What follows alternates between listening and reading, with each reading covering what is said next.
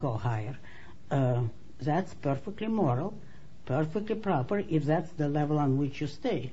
On the other hand, if your mind can do more than that, then it's up to you to rise, to develop your intelligence, to take more and more demanding jobs until you get a job that utilizes all of your mind, all of your capacity.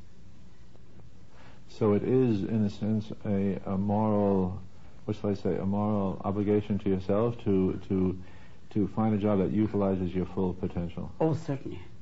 Because the use of your mind, rationality, is your top virtue, according to the objectivist morality. You have said that the expression, judge not lest ye be judged, is improper, and that in fact one should judge, and one ought to be prepared to be judged. Is that correct? Very correct. Okay. And yet, go ahead. No, go ahead. I was saying it is extremely difficult, the judging of other people, and I wanted to ask you a question or two about that. And it's something I face all the time. I guess everyone probably is judging everybody all the time anyway, whether they think they ought to be or not. Of course. When do you classify someone as immoral? Only when he has done, in fact, some immoral action. What I classify as moral or immoral, I will refer you to Gold's speech in Atlas Shrugged, or the Objectivist Ethics in a book called Virtue of Selfishness, which you mentioned. There you would see a small list of what are the virtues, what are the vices under objectivism, and that's not an exhaustive list, but at least it would give you the essential. And when someone in action does something which you know can prove is an immoral, a vicious action, a sin, not a value, or a vice, whichever you want to call it, then you have to judge him as he has proved. You never judge a person on mere potentials, and you seldom judge him on what he says, because most people do not really speak very exactly, and on the basis of some one inadvertent remark, you would not judge a person as immoral. If, however, he goes about the country preaching immoral ideas, then you would classify him as immoral. Well, there are people that I meet who are mixed. In other words, they hold certain virtues, but then in particular situations they may act against the virtue or the sin or the evil.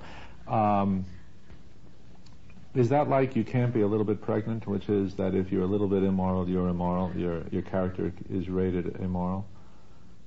In fact, yes. But the important thing here is the degree of knowledge that a given person has. If you do not know exactly the nature of what you are doing, then you can't be considered immoral, particularly if it's a young person. And it's then correctable. A person can make a mistake and correct it. But it would have to be a major crime. For instance, if you catch a person lying, let's use that as an example, I would never forgive that at all. I would regard that as a top immorality and regard that person as immoral regardless of what kind of virtues he or she might have.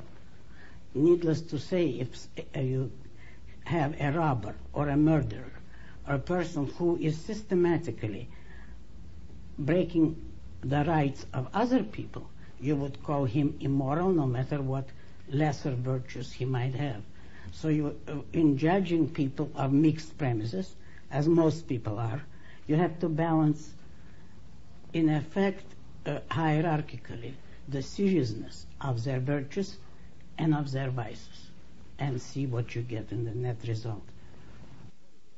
Ms. Rand, what is it all about? What is the purpose of life?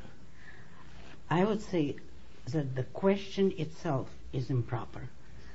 It smuggles in a wrong answer. The question should be, what is the purpose of your life? What is the purpose of my life? What is the purpose of each particular individual about whom we inquire, but not what is the purpose of life?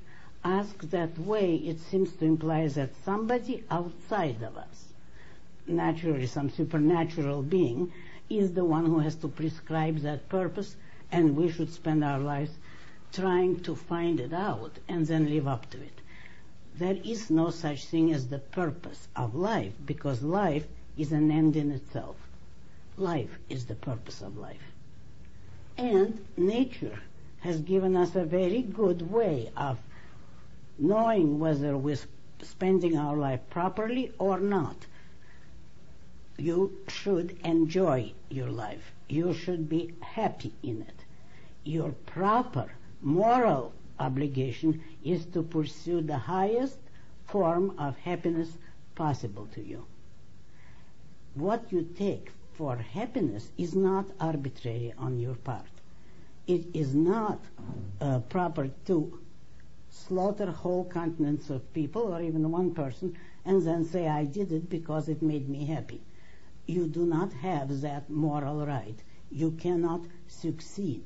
You cannot live properly if that is the kind of values you pursue.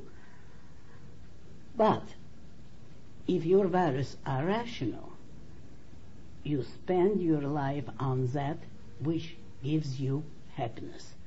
And happiness is the emotional state of having achieved that which you wanted, of achieving your values. That is happiness, and it's up to you to select what makes you happy. The choice, I mean rational choice, is enormous. It is as wide as there are people on earth. You have a nice choice and only one thing in common among all the seekers of happiness: the demand not of a supernatural being and not of society, but of nature, of reality. The demand that you pursue a rational purpose, that what you seek is rational, that you have used your mind to the utmost and decided what will make you happy and can explain, prove your choice to yourself in rational, logical terms. Now, on those conditions, there is no clash between your existence and your enjoyment of life. Your existence is an end in itself. You're not giving it up in order to pursue some goal. You're not sacrificing for your choice. You're saying, if this is what I want and it's difficult, everything I do is worth it because I want it and I'm going to achieve it. On that formula, you are totally moral and you will live a good life. That's the purpose. But as to somebody prescribing for you, that is as evil as one could find. Any person who attempts to prescribe, and not even enforce, he just wants to prescribe the happiness of other people, is a monster and has no claim to morality at all. Well, then the one critical factor then in happiness is setting rational goals. Yes, certainly. Long-range goals?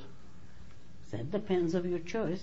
The more rational, the longer the range, and the more complex, because very simple goals can be achieved range of the moment, but if you select a very intellectual, intelligent goal, it will take you quite a long time, because man lives his life long range. He doesn't live it in a series of cycles like an animal who completes a cycle and starts over again.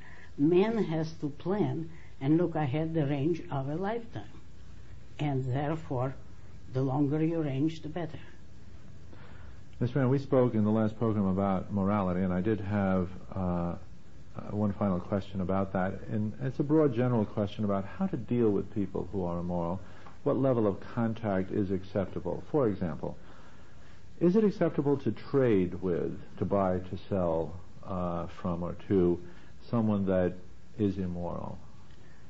Well, if you do know it, it is very advisable not to.